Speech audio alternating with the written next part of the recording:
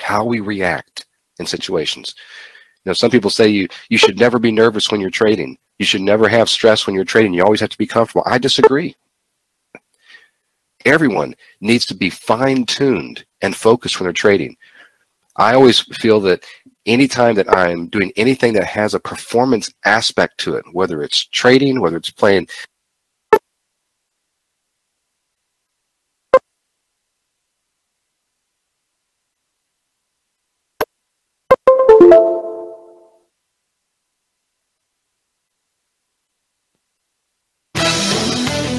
You're listening to CFRN, a community of believers who trade for a living.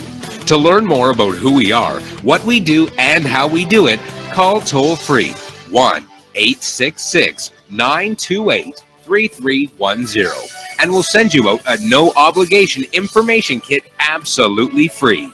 866-928-3310. The CFRN Emini Futures Cast is now on Stitcher. Listen to us on your iPhone, Android phones, BlackBerry, and WebOS phones. Stitcher is smart radio for your phone. Find it in your app store or at Stitcher.com. Stitcher Smart Radio, the smarter way to listen to radio.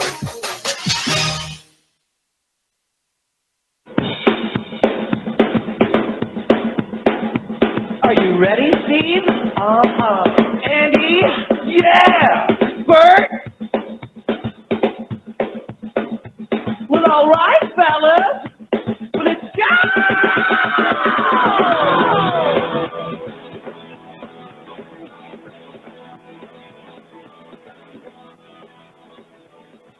You're listening to CFRN, the Christian Financial Radio Network. Today's broadcast is brought to you by Audible.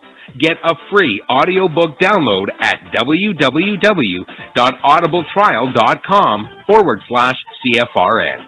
Over 85,000 titles. Choose from mystery, romance, religion, science, technology, business, New York Times bestsellers, even children's books. You name it, Audible has it. With 85,000 titles to choose from, you're sure to find the perfect audiobook for yourself or to give as a gift, and it's absolutely free. Just point your browser to audibletrial.com/CFRN.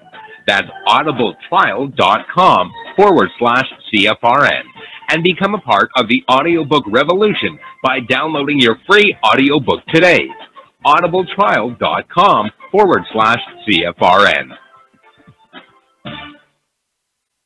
Hey trader, want to get rich quick? Well, good luck with that. If on the other hand you actually want to learn how to trade, the place to be is www.cfrn.net. Tune in Monday through Friday, 9 a.m. Eastern for our daily devotional, and then spend the next 3 hours learning how it's done from professional traders who actually trade for a living. That's www.cfrn.net. Every trading day from 9 a.m. to 1 p.m. Eastern. CFRN, a community of believers who trade for a living.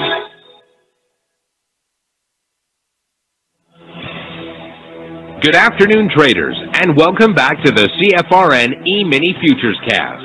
This is the daily broadcast of Indeterminate Length, where we discuss all things Emini, along with some really big ideas on the finer points of trading gold, bonds, crude, sugar, the euro, and even T-bills.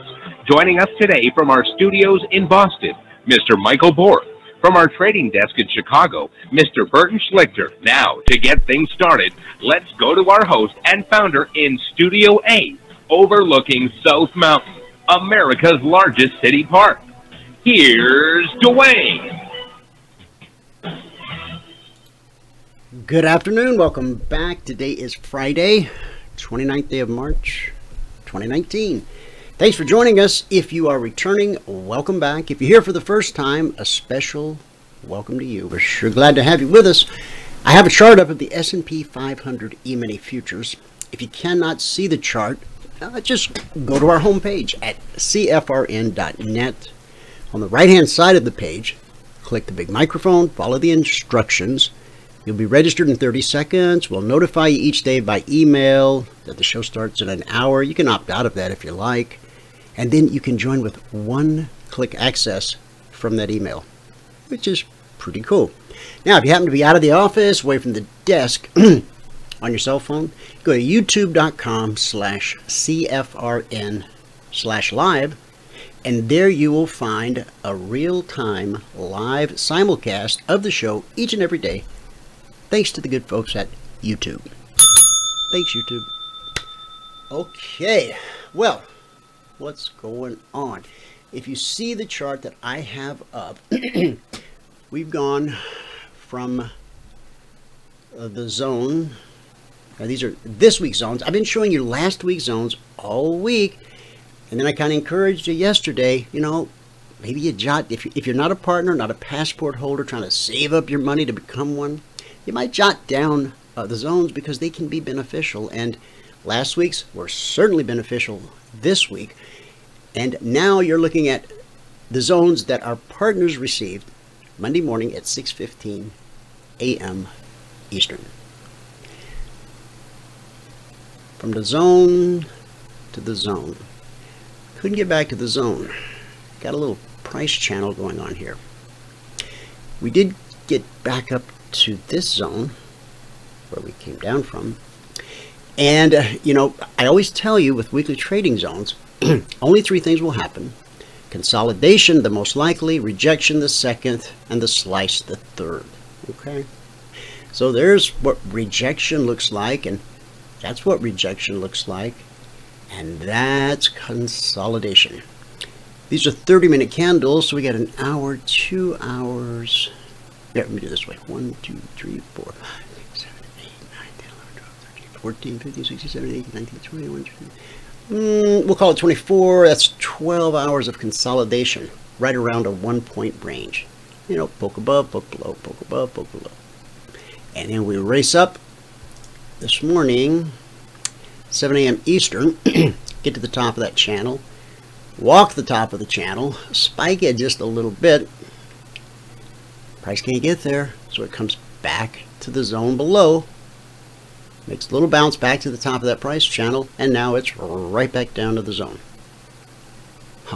I got lots to share and talk about, but Michael has an appointment. So we're going to look at the numbers real quick, and then he's going to jump in here and give us a recap of what happened in the live training room. Now, the numbers I'm giving you, these are for the cash markets. The Dow currently up 98 points. NASDAQ up 34. S&P 500 up 8. And the Russell 2000 up almost 3.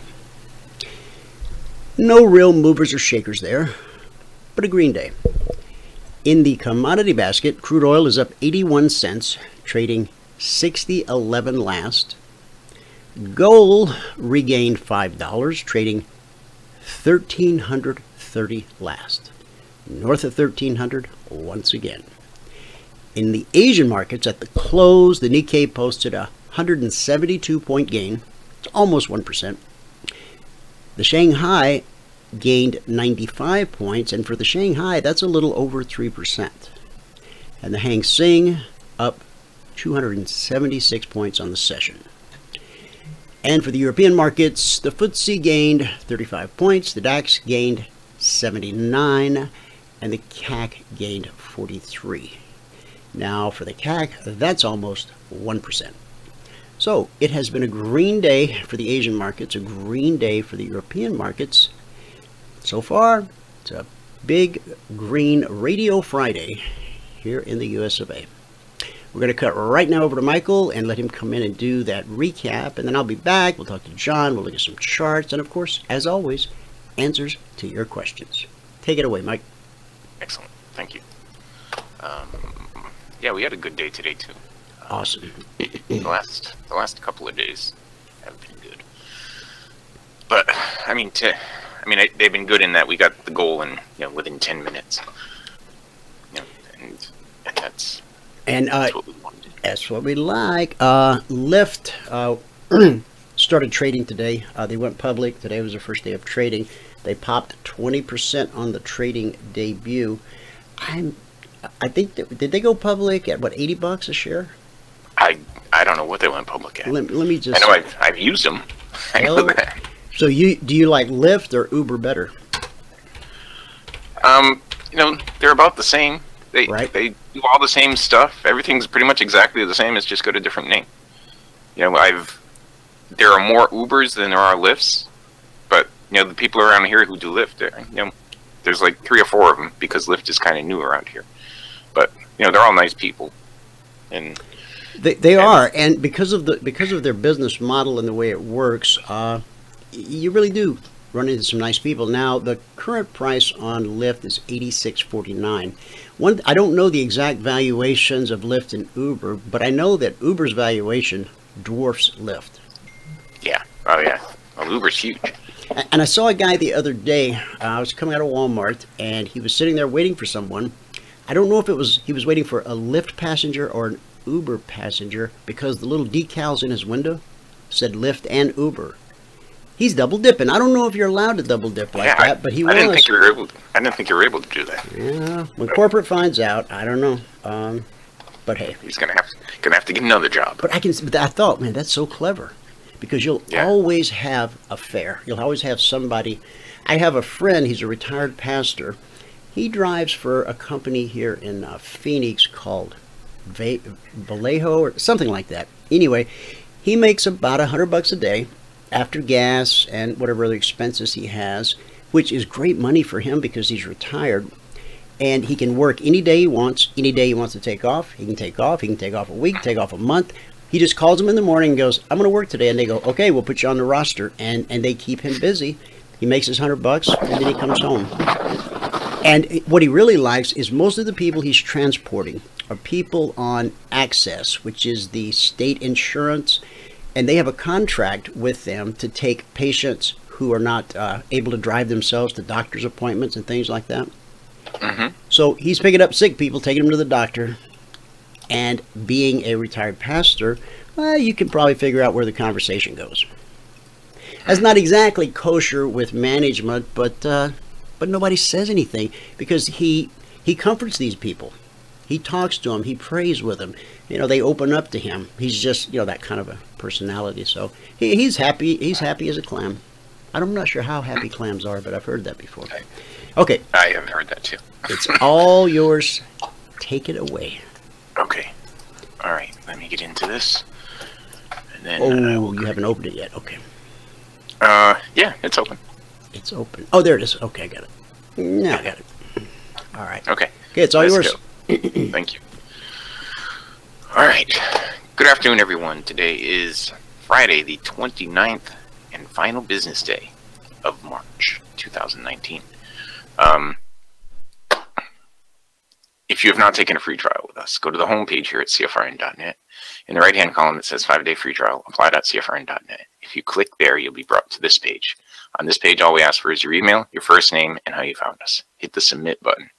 Once you hit that submit button, you'll be sent a confirmation link. You must click on the confirmation link. Okay, if you don't click the confirmation link, we don't know that you took the free trial. So you got to make sure you do that. Okay? Okay. Now, this last day of the month. It was actually the best day we've had since January 7th.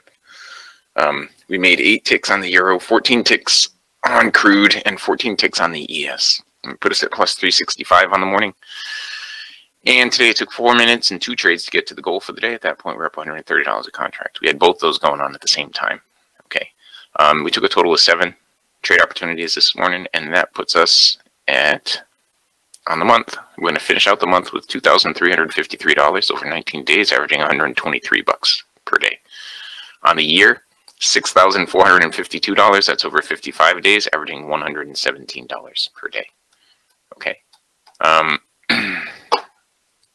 Now, let's go take a look at what we did or did not do in gold. Now, this is really odd that we didn't do anything at all in gold. But we had one shorting opportunity right over here. That would have been a break even for me. And you know what? It gave this big leg down, and then it took forever to make this leg back up. And by the time it closed down below here, the cycle was going up too steep, so we didn't end up with anything. During the break, I wouldn't have done anything in here during the break. Nothing at all. The euro, we had just the one trade right here, and we took 8 ticks profit on that. Okay, and it's not uncommon for gold and the euro to flatten out after 11:30. But you can see in here, this I didn't want to do because I didn't think it was trending well enough. And then I did want to do the follow-up one, but the cycle started going down. We crossed down below the BBC. Finally, we came over here. We had lower highs and lower lows, and we came over here, hit the BBC, closed down below the trend line, picked up 8 ticks. Then it just went back and forth and back and forth. And look how flat it is right here. You can't do anything with that. Okay, so we ended with +8 on the euro. Crude oil. Here we go. Crude had some good action in the pre-market. And it usually does. For those of you guys who were up early, who were able to trade early, you know, crude opens up at 9 a.m. So, you know, you're usually going to get some pretty good action leading into that. Okay, just saying. Lyft is cheaper. I don't know. You know, when I use them, it's like $5 because I'm only going 2 miles. You know. Okay. In crude, right here, our first trade opportunity was right here in crude. We picked up 8 ticks. The next one was right here. We picked up 4 more to put us at +12, and the next one was right here. We picked up 2 to put us at +14. There was one over here that we missed, and then right here it tanked and came down to this area right here that we had highlighted on Wednesday.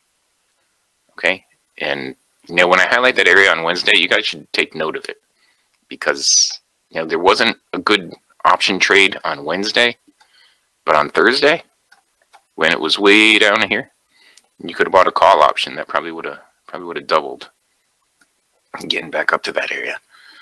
It seems like price always goes back to that area. Okay. Let's see. There's nothing there. Nothing there. I didn't highlight anything, so there mustn't have been anything. Okay, and then during the break, looks like there was a momentum long trade right there for a little bit, and we were looking for it to get up to 20. We were looking for it to get up to 20, and I said that in the room based on the logic 24/7. I said, look for it to get up to 20 from here, and it did slowly get up to 20, and it stopped at 20 and came right back down. So during the break, there really wasn't anything on crude. Okay, on the ES now. We had 3 trades on the ES. Yeah, we had this one where we picked up 4. We missed that one, missed that one, missed that one. Then we picked up another 4 here to put us at +8. We missed that one. This would have been a break even. This would have been profitable. This, maybe a tick or 2. And this would have been profitable. Then it got really choppy all through here. Went right down to the zone, came up out of the zone, and I took another one right in here, and we picked up another couple of ticks. I'm sorry, we picked up 6 ticks. Yeah, I was looking at the wrong thing. We picked up 6 ticks in there.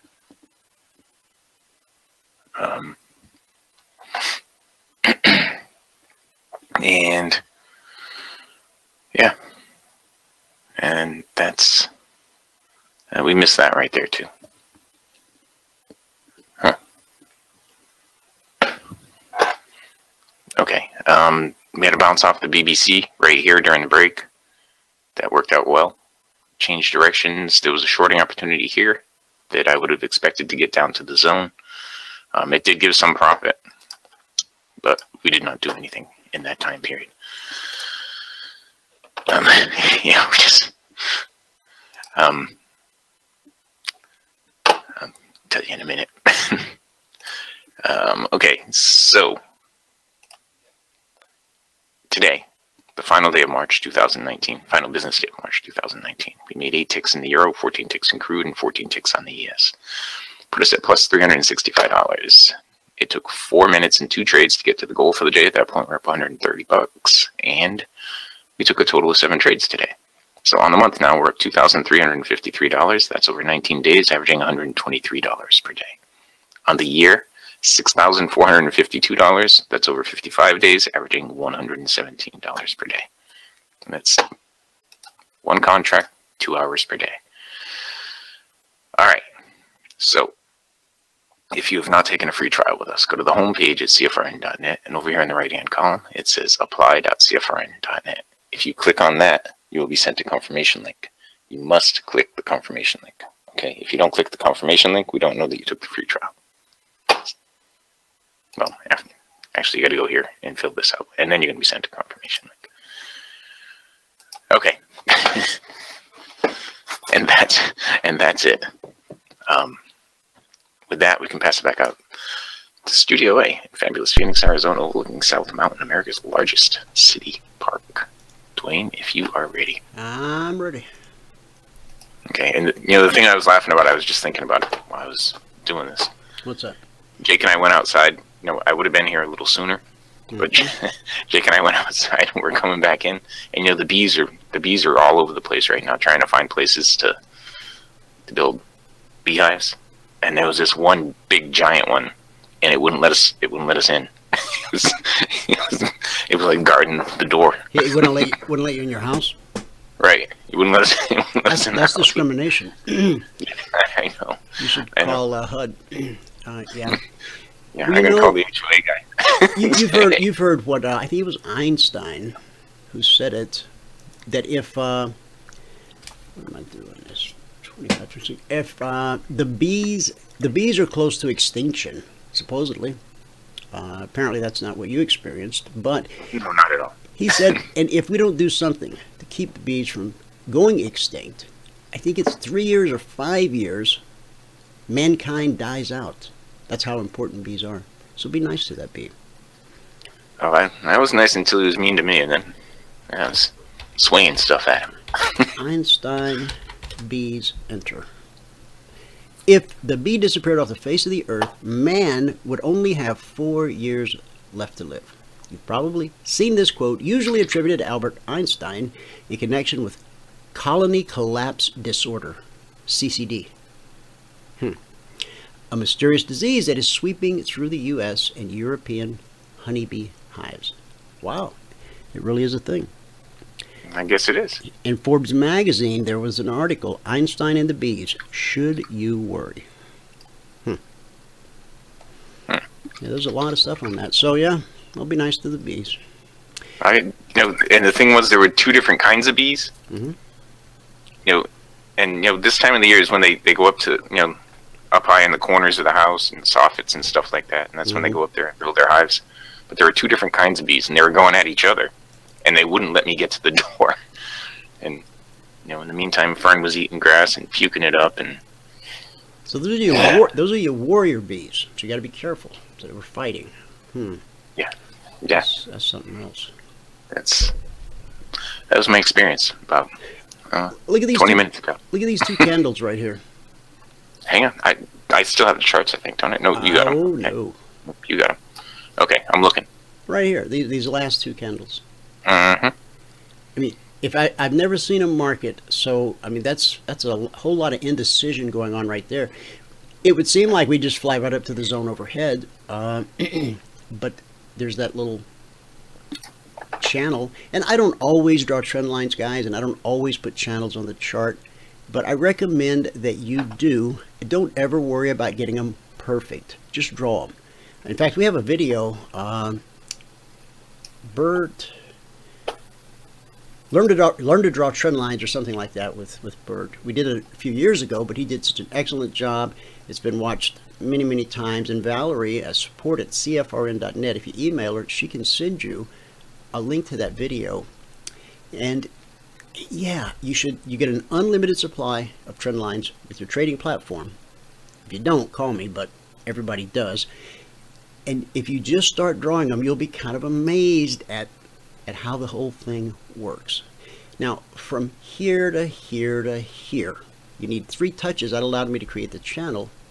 So then, what made price just go to the top of the channel and then go to the bottom of the channel and then go to the top of the channel? And it's staying up near the top because the technical analysts say if it gets back to the middle, then there's a 50-50 chance that it will go either way. And by the way, if a ship takes a 40-degree roll, there's a 50-50 chance that it will go right side up. And I was in one of those storms. I lashed myself to a pole. I did. And Yeah, I'd never been this. I don't think I've ever been this sick in my life. I believe my grandfather, he was in World War II, and he said when they went across to France, actually I think it went to England first, but when they went across, he said the ship was and back then the ships, I'm sure, were not quite as capable as they are now, but he said it was bobbing and weaving so much. He said everybody was sick. Everybody was sick, and it was all over the floor. You had to walk in it, and it was just gross. Wow. That's Yeah, so we were I believe you. We were in that thing for a while, but then the next time we hit a storm that wasn't quite that bad, but it was bad, and people were getting sick.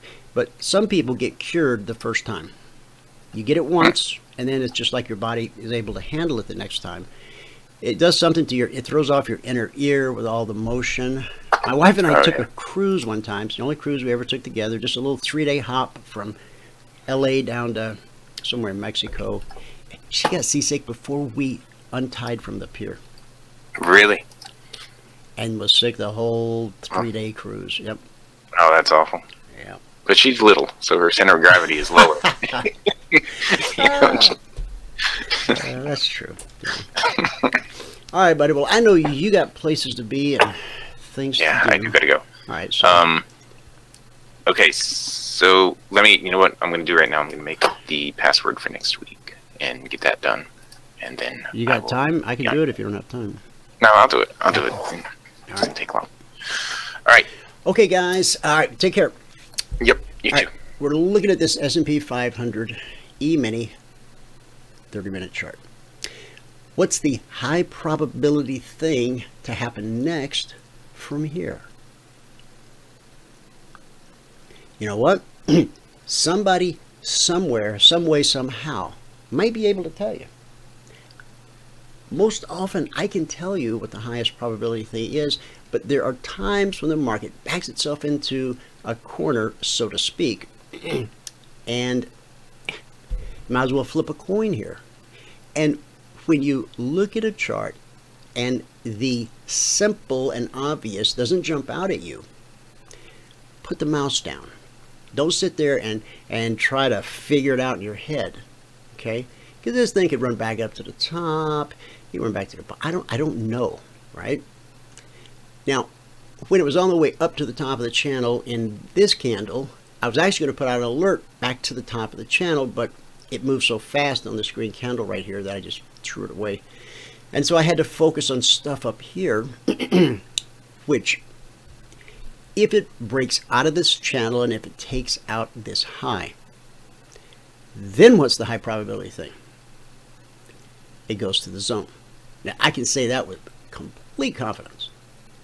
If it breaks the top of the price channel, takes out these highs, I believe then, I don't know what's going to happen next, but I believe the highest probability thing that could happen is it goes to that zone at 43.44. Now, is that the highest weekly zone? No. We've got two more overhead, and this one way up at 80.81. I don't foresee the market getting there today. I won't rule it out. I also won't rule out a complete failure that takes it back down to 88/89. Now, don't forget, we've got that. It was a 50-point swing trade. Now it's 45 because we had to adjust the entry because of one of this week's zones. So keep your eye on that because we might see something out of it on Sunday night on the Globex Open. Let's look here at the daily. We talked yesterday about, oh, look at this. The current average true range, that means from the low of the day to the high of the day. And how many days do I have that set on? I've got it set on 48. These are daily candles. I don't know, I was using 48 for the 30-minute. You know, let's take it back to the default. I'm sure the default on every platform is 14 for some reason. All right, the number didn't change that much. So what they're saying is over the last 14 trading sessions, the average range from the low of the day to the high of the day, 30 points. Now, we know that between the low of a session and the high of a session, there's a lot of, you know, crooks and turns. Run up, pull back, run down, pull back, whatever it does. So you have more travel than just 30 points. But I like to know that number, okay? Now, we pulled back on the daily to the BBC, just like we do on the 30-minute, just like we do on the range chart in the live trading room. We pulled back to the BBC, and we kind of sat on it for 1, 2, 3, 4 sessions. Okay, today, we've moved up and run into resistance. The CFMA1, if it's red and falling overhead, you can expect that might be good resistance. And so far it is. The larger dynamic down here in the slingshot, we have already crossed the 50-yard line. Red and falling, but price is rising. Now, we use the term divergence differently than most people. This is an example of what your typical divergence looks like.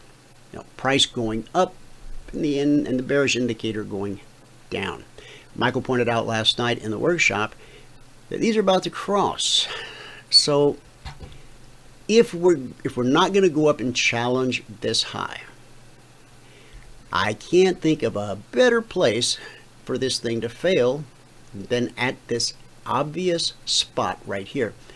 And let's see, this high here was 28.25. This high here was 28.3175. This high was 28.66. And we're sitting right now, the high is 28.37. So I hope it makes sense, and I hope you understand why this would just be the ideal spot for this thing. If it's going to, I'm not predicting that it will, not forecasting that it will. I'm simply saying, if it's not going to go challenge the high, this would be a good place to. And first, it has to come back to the BBC, which will be what? Good support until proven otherwise. If the BBC doesn't hold, then our swing trade will trigger and off to the races. Now, where will it go? Well, the shallowest Fibonacci price retracement is the 24. And I'm measuring that. Here, let me move some of this stuff down out of the way.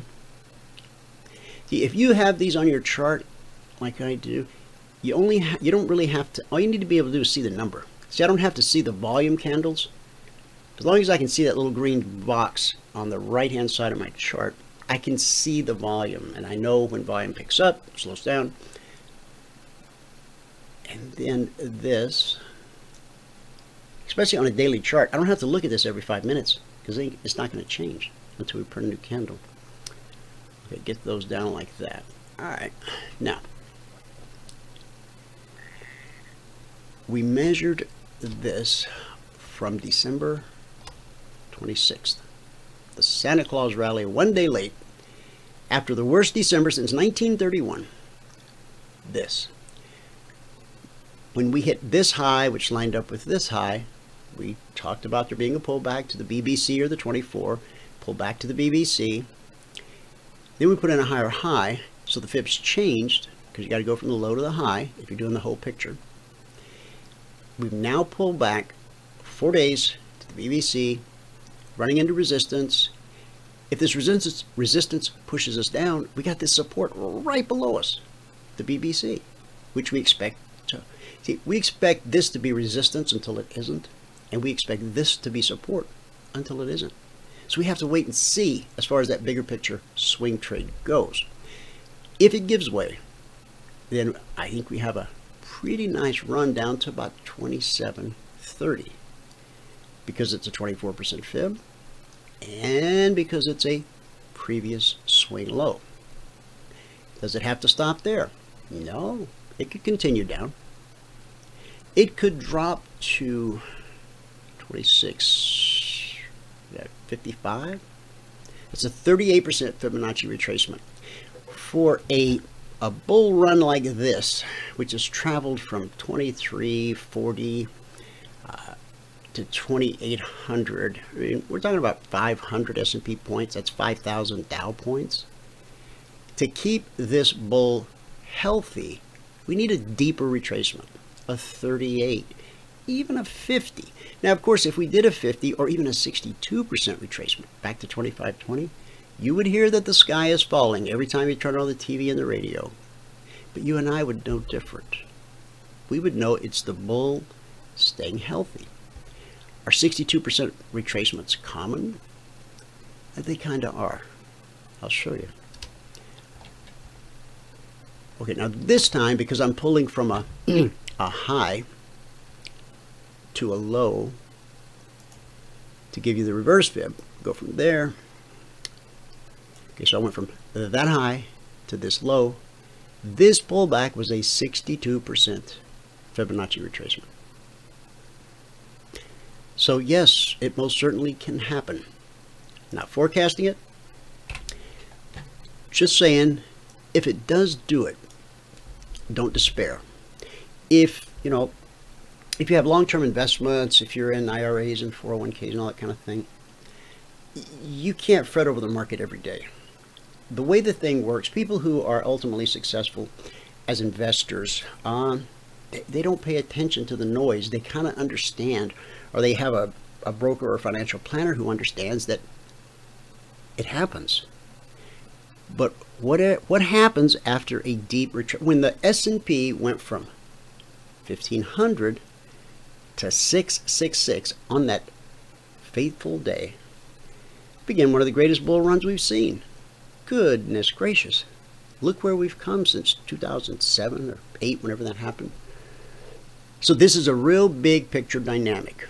We understand what the market is going to do. It's either going to go up and challenge these highs, possibly break to new highs here, not all-time highs, but higher than we've seen in some time, or it's going to take a rest.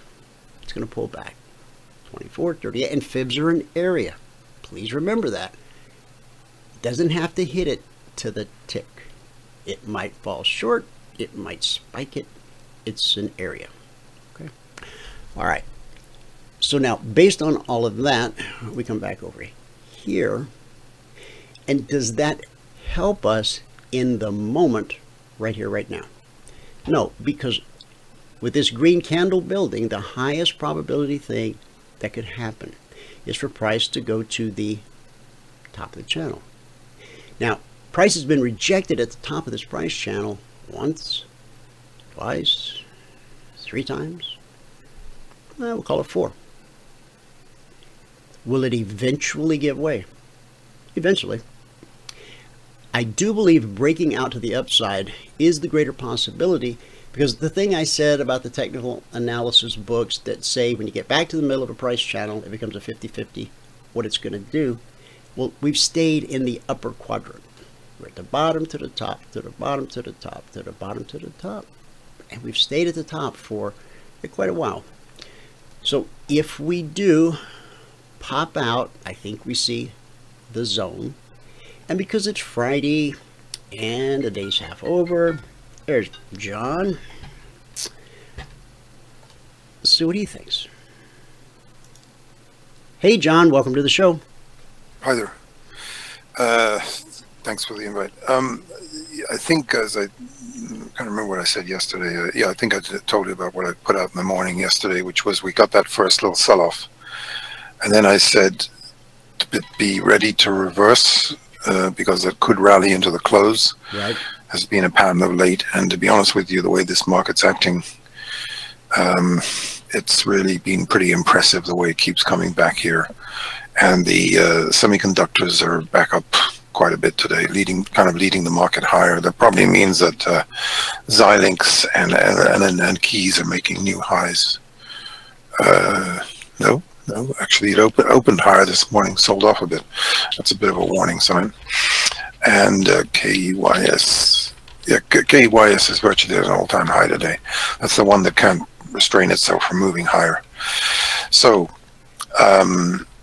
you know, look, the greatest thing that's happened today is, which is really quite impressive, is the way the gold snapped back from yesterday's loss.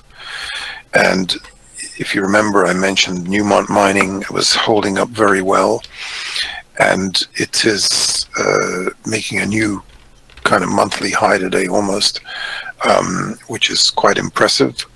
We're not out of the woods yet on these metals, but yeah, today's rebound is very, very substantial, and the big feature of the day is copper, and I think this is probably something to do with China. You see this chart, John? I just want you to see this real quick.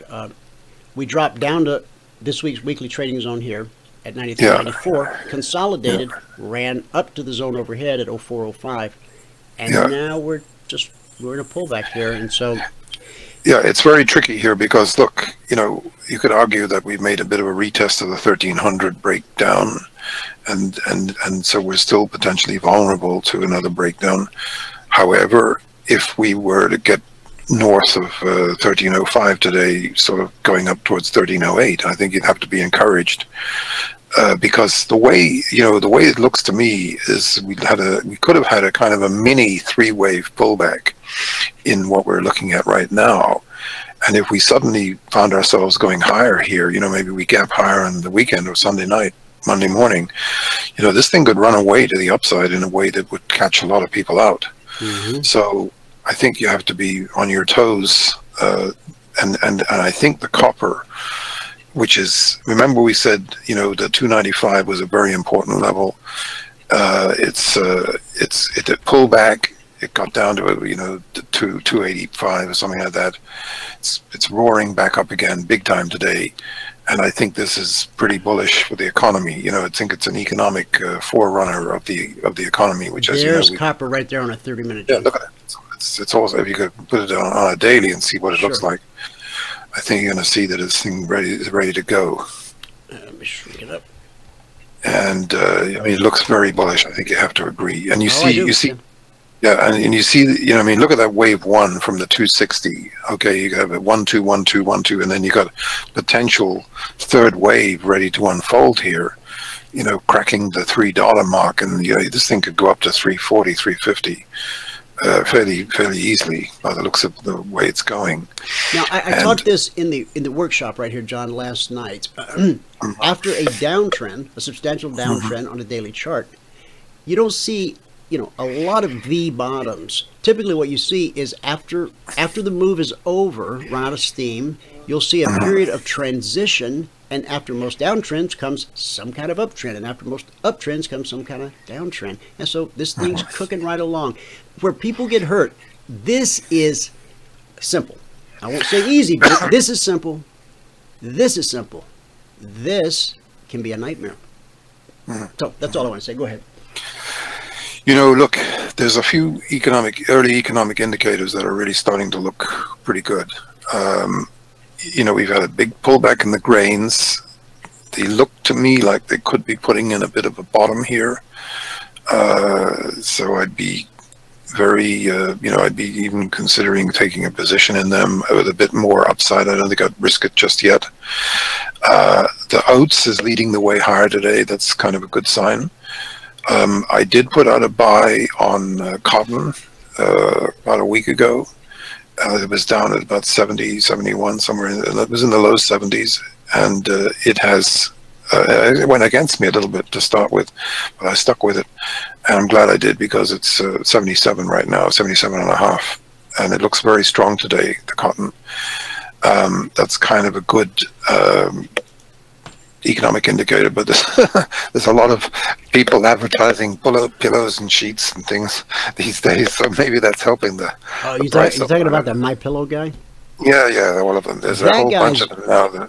The one I see all the time, because I watch Fox, is I can't think of his name now. I can't believe that, but he is really he took a pillow that, you know what, that same pillow could have come out at Kmart, set on the shelf for years. You know, maybe they sold a few thousand or 100,000, but no big deal. But what he did was he took a pillow and turned it into a thing. Yeah. I don't doubt that it's a good pillow. There's followers all over the place. There's somebody, you know, the bright idea, they're doing that in Mexico. I've seen a few of them, you know, infomercials like this guy does. Right, and of course, now he's doing the mattress deal, you know, where you can get a thing that you put on top of your mattress, give it another life, if you like. And then you've got these exotic sheets that they've come out with Giza now. sheets that are only grown one place in the world, and he tells you. Yeah, exactly. Yeah, he's built a story around it. He's quite very clever. He's quite very a marketing guy. Yeah. And look, it's taken him a long time to sort of, he stuck to his knitting, stuck to the pillow before he kind of branched out into these other areas, which are actually pretty smart. And there's been a few of these mattress originators. There's been a number of interesting, half a dozen contenders in the mattress world these days that are doing very well. And I mean, look, some of these names that came out of nowhere, like this Tommy John with the underwear pants, guy? yeah, and things like that. I mean, they built a hell of a brand in a very short time. And now, there's a mattress. There's a mattress that advertises heavily on podcasts. It's called Casper. Have you heard of it? Yeah, no, I've seen it. No, that's they ship it to your house. You get to sleep on it for, is it 30 or 90 days? 100 days. 100, and then if you don't like it, they'll pick it up. That's incredible, because once you sleep on it, they can't sell it to anybody else, I don't think, by law. Yeah, probably not. Yeah. So it's, there's a lot of, these are kind of, a lot of these guys are kind of, what do you call them? Millennials, a little bit above the millennium grade. And, they're clever fellas. They're really, they're disrupting certain industries and things. And there's all kinds of new things coming along all the time. Well, whoever thought you'd see a taxi go public like it did today with Lyft? What? A taxi. Oh, it's amazing. It's amazing.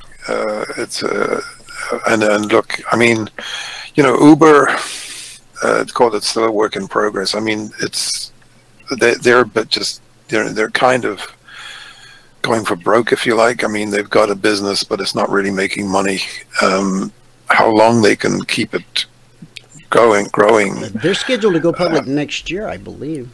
Yeah. So I think Lyft is in the same boat, but it's kind of like the early days. It's kind of like the early days of Amazon. Remember, Amazon lost a lot of money for years on end before it really started. Goodness, they used to make so much fun of Jeff Bezos and Amazon. This online bookstore. Who the heck's going to go online and order a book? Well, there's a whole lot more to bookstores, it turns out.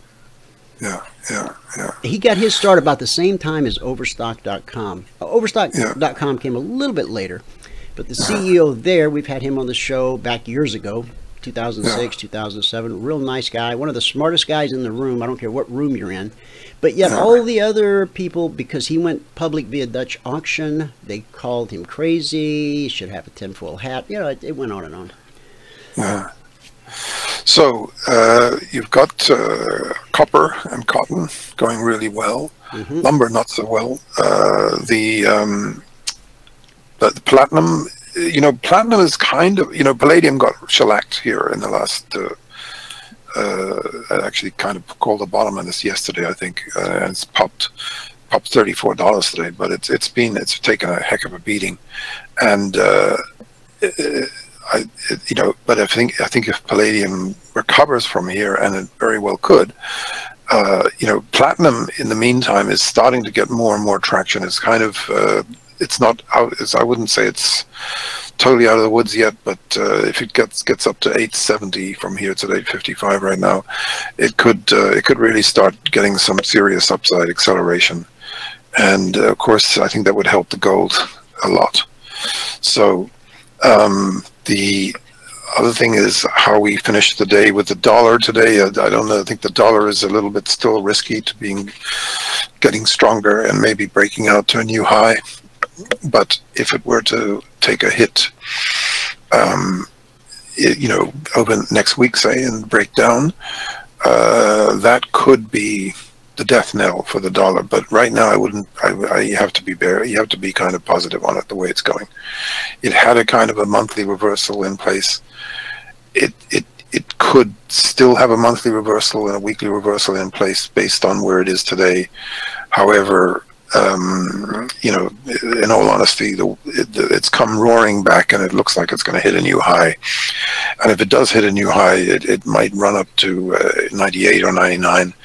Maybe even back to 100, but the dollar's a little bit up today, and so is gold. So if gold and the dollar are going up together, I think there's nothing not to like about it, And as we were looking at Newmont, I mean, Royal Gold is another gold stock that's doing really well. It's not that far from an all-time high.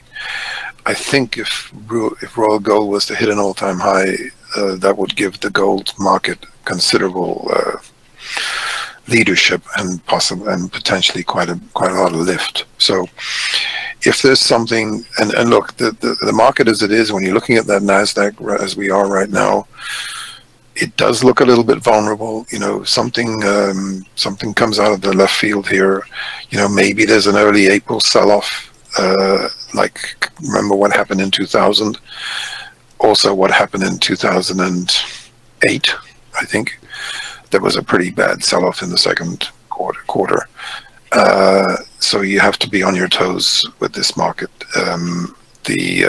Because I think if there was a sell-off from here after this kind of upward meandering, if you like, it might have some serious downside develop. You know, if the market just sort of loses confidence on something or other. I meant to check. I think Trump is back to 50%. Hey, did you see that rally?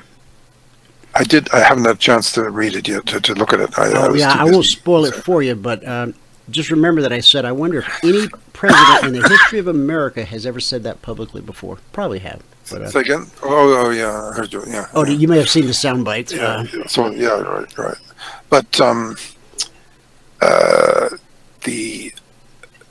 you know, as a lot of Republicans are sort of criticizing, and the Dems, of course, are criticizing him for bringing up the healthcare thing, because it's a bit of a minefield, you know, and maybe he kind of, you know, shouldn't have brought it up, but you know, he's always thinking ahead, and he's got his reasons for doing it. So, in a way, he's kind of taken the criticism out of the Mueller, you know, out of the Mueller report.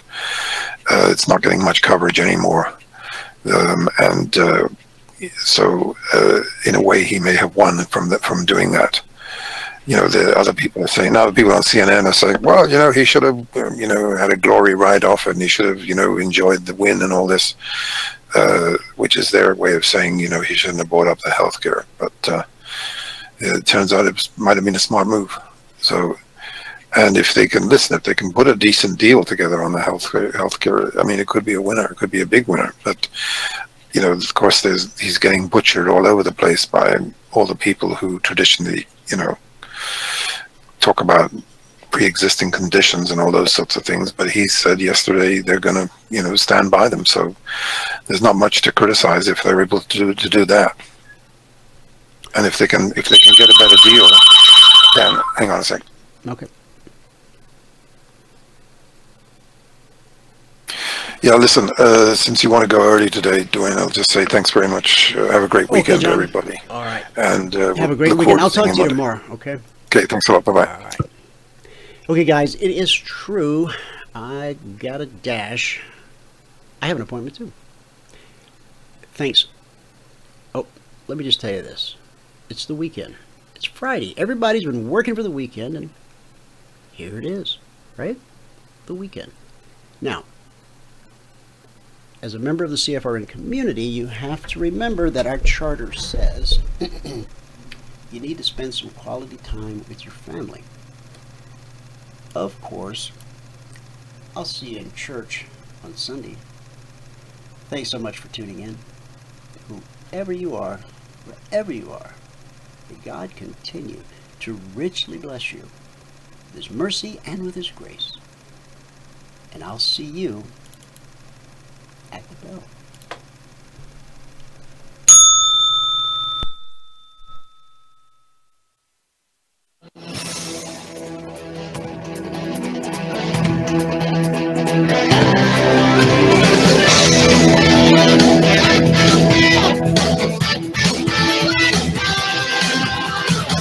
Remember this, there is no greater return on investment than to see a human life changed and given hope. As always, pray hard and trade safe. Any financial information discussed on this show is simply the opinion of our host, Dwayne Reeves, his co-hosts, and guests. To learn more about trading Emini Futures or to take a 1-week free trial in our live trading room, Call 1-866-928-3310. 866-928-3310. Information discussed on this radio program should not be construed as a recommendation to buy or sell any security. Always do your own due diligence and consult with the licensed securities broker or financial planner before making any investment decision.